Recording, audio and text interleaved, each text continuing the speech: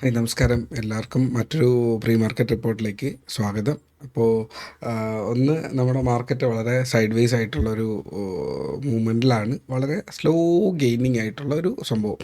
Okay, ഈ gaining എന്ന് പറയുന്നത് നല്ല റിസൾട്ട്സ് വന്ന നല്ല സ്റ്റോക്സുകൾ മാർക്കറ്റിനെ, നിഫ്റ്റി ഫിഫ്റ്റിയിലെ നല്ല സ്റ്റോക്സുകൾ മാർക്കറ്റിനെ ഗെയിനിങ്ങിലേക്ക് കൊണ്ടുപോകുന്നുണ്ട്. വളരെ സ്ലൈറ്റ്ലി മാർക്കറ്റ് പതിയെ മൂവ് ചെയ്യുന്നുണ്ട്.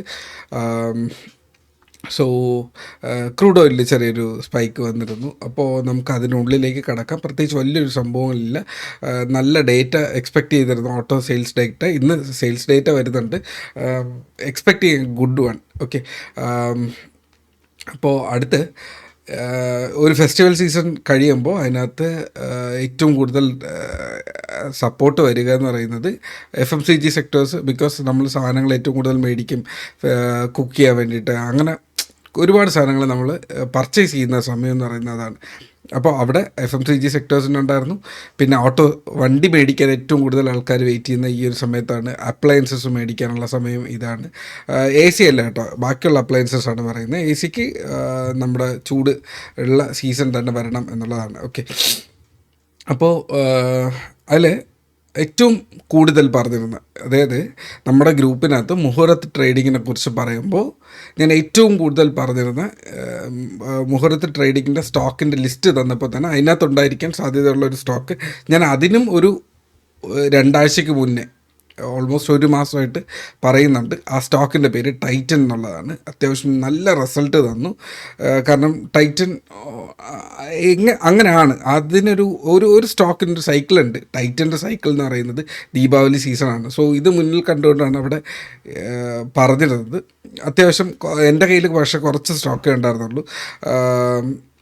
ഞാൻ സാധാരണ എടുക്കുന്ന ക്വാണ്ടിറ്റിയേക്കാളും കുറച്ച് കുറഞ്ഞു പോയി. But that is okay. അത്യാവശ്യം നല്ല റിസൾട്ട് വന്നു എന്നുള്ളത് ആദ്യമേ പറയട്ടെ. സോ അത് എടുത്ത ഗ്രൂപ്പിനകത്ത് ഒരുപാട് പേര് എന്നോട് പേഴ്സണലി ചോദിച്ചാണ് മുഹൂർത്ത് ട്രേഡിങ്ങിൻ്റെ സ്റ്റോക്സ് എന്ന് പറയുക. ഏറ്റവും നല്ല ആ ഒരു സമയത്ത് പിക്ക് ചെയ്യാൻ പറ്റുന്ന ടൈറ്റനാണ്. ഞാൻ അന്ന് റെക്കമെൻഡേഷനല്ല, എൻ്റെ മനസ്സിൽ തോന്നിയ ഐഡിയ ഞാൻ ഷെയർ ചെയ്തിരുന്നതാണ്. അപ്പോൾ അത് വളരെ നന്നായി വന്നു എന്നുള്ളത് അറിയുന്നു. പിന്നെ എക്സ്ട്രാ പറഞ്ഞു തരുന്നത് മഹേന്ദ്ര ആൻഡ് മഹേന്ദ്രയാണ്. അതിൻ്റെത് ഇന്നത്തെ ഓട്ടോ സെയിൽസ് ഡേറ്റ ഇവിടെ വരുമ്പോൾ അറിയാം. പിന്നെ SBI പറഞ്ഞിരുന്നു. പിന്നെ ബാക്കിയുള്ള സ്റ്റോക്സ് എനിക്ക് വലിയ ഓർമ്മയില്ല. എങ്കിലും നമുക്ക് നോക്കാം. വരുന്ന ദിവസങ്ങളിൽ ഞാൻ ഗോ ത്രൂ ചെയ്തിട്ടല്ല വന്നത്, പെട്ടെന്ന് കണ്ടപ്പോൾ പറഞ്ഞു എന്നുള്ളതേ ഉള്ളൂ. ഓക്കെ, അപ്പോൾ നമുക്ക് നമ്മുടെ സിറ്റുവേഷൻസിലേക്ക് കടക്കാം, ഇന്നത്തെ മാർക്കറ്റ് കണ്ടീഷൻസിലേക്ക്. ഓക്കെ, ഇത് ഇന്നലെ നടത്തിയ ഈ ഒരു ബോക്സ് എന്ന് പറയുന്നത്, ഇന്നലെ രാവിലെ തന്നെ ഞാൻ മാർക്കറ്റിൻ്റെ ഒരു അനാലിസിസ് ഇട്ടിരുന്നു. മാർക്കറ്റിൻ്റെ ആദ്യത്തെ ക്യാൻഡിലുകൾ എങ്ങനെ പെർഫോം ചെയ്യുന്നു അതിനനുസരിച്ചിട്ട് ആദ്യത്തെ ഒരു 15 മിനിറ്റിൻ്റെ ക്യാൻഡിൽ തന്നെ നിങ്ങൾക്ക് റേഞ്ച് കീപ്പ് ചെയ്യാം. ഫസ്റ്റ് ക്യാൻഡിൽ ക്രിയേറ്റ് ചെയ്ത് തീർന്നപ്പോൾ തന്നെ എനിക്ക് എൻ്റെ റെസിസ്റ്റൻസും എൻ്റെ സപ്പോർട്ടും കിട്ടിയിട്ടുണ്ടായിരുന്നു. ഞാനൊരു ചെറിയൊരു പൊസിഷൻ താഴേക്ക് എടുത്തിരുന്നു, പ്രോഫിറ്റിലായിരുന്നു. പാർഷ്യലി ബുക്ക് ചെയ്യേണ്ടി വന്നോ ഇല്ല, ബൈയിങ് പ്രൈസിൽ ഞാൻ അതിനെ ഒഴിവാക്കേണ്ടി വന്നു. കാരണം ലാഭത്തിൽ വന്നു, എന്നിട്ട് തിരിച്ച് കയറി വന്നപ്പോൾ ഒഴിവാക്കി. എനിക്കൊരു ഹോസ്പിറ്റൽ അപ്പോയിൻമെൻറ്റ് കാരണം പോകേണ്ടി വന്നു. ഇതിന് പകരം കൗണ്ടർ ട്രേഡ് എടുത്തത് ക്രൂഡ് ഓയിലായിരുന്നു. ക്രൂഡ് ഓയിൽ അത്യാവശ്യം ഒരു 20 പോയിൻറ്റ് കയറിയിട്ടുണ്ടായിരുന്നു. അപ്പോൾ ഈ ഒരു ട്രേഡിനെ അവിടെ ക്യാൻസൽ ചെയ്യിപ്പിച്ച് പോയി എന്നുള്ളത് മാത്രമേ ഉള്ളൂ. അപ്പോൾ മാർക്കറ്റ് തിരിച്ചു വന്നപ്പോൾ ഈ ഒരു ലെവൽ ബ്രേക്ക് ചെയ്തിട്ടും മാർക്കറ്റിന് പോകാൻ താല്പര്യമില്ല.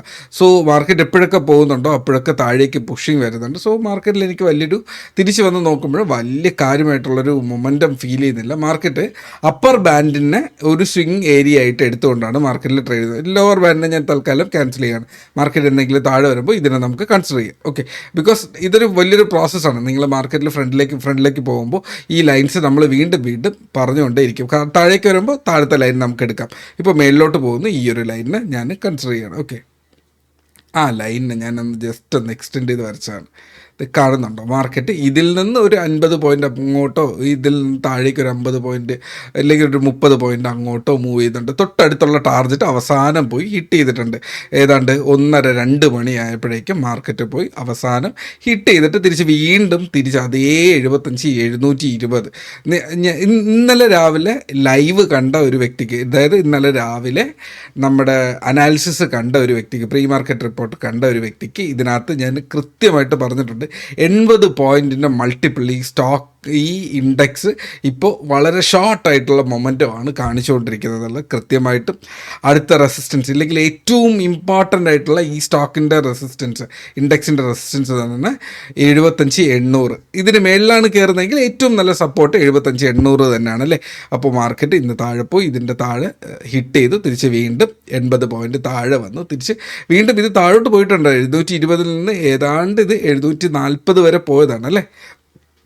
ഇതിൽ നിന്ന് ഒരു 40 വരെ ആകുമ്പോഴേക്കും 60-ഉം 20-ഉം 80 പോയിൻറ്റ്, താഴെയും 80 പോയിൻറ്റ് അല്ലേ. ഇങ്ങനെയാണ് അതിൻ്റെ.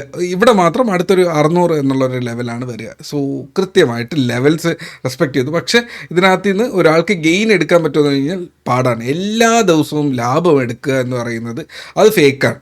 എല്ലാ ദിവസവും ലാഭം എടുക്കാൻ പറ്റത്തില്ല. മാർക്കറ്റിൽ നഷ്ടമില്ലാണ്ട് നമ്മൾ നഷ്ടം കുറയ്ക്കുക.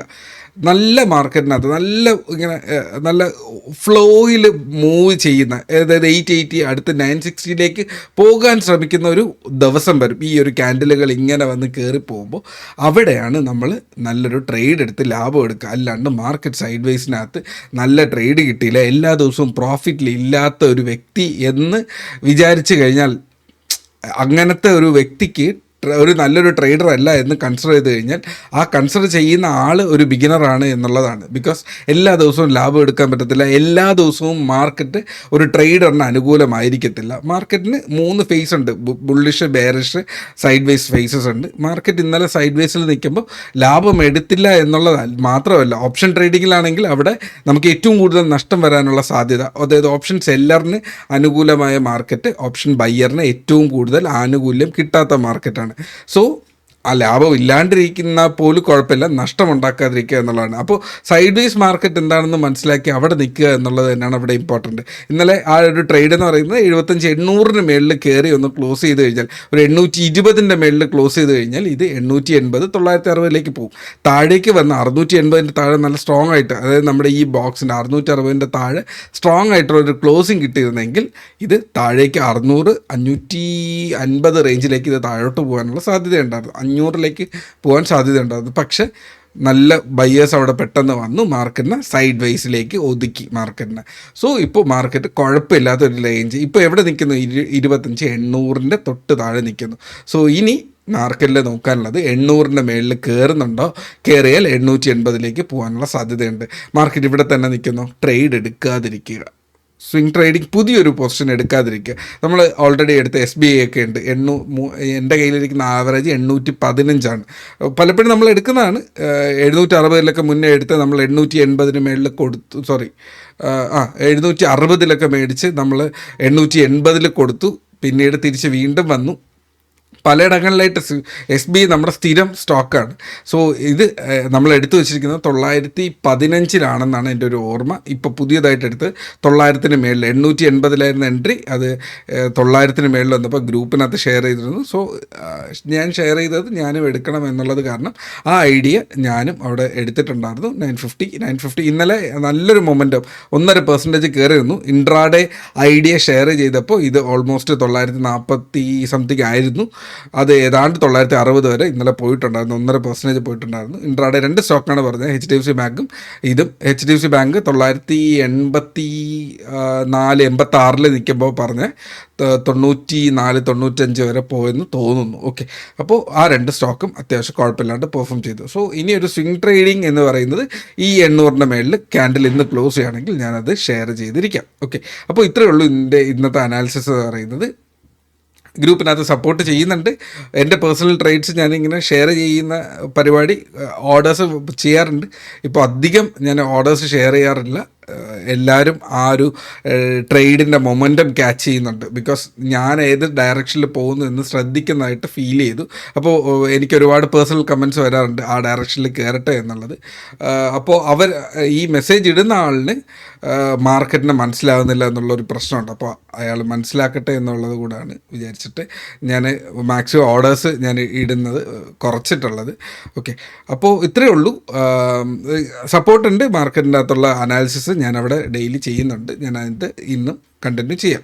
അപ്പോൾ ഇത്രയേ ഉള്ളൂ എൻ്റെ ഇന്നത്തെ video. Trade safe, take care.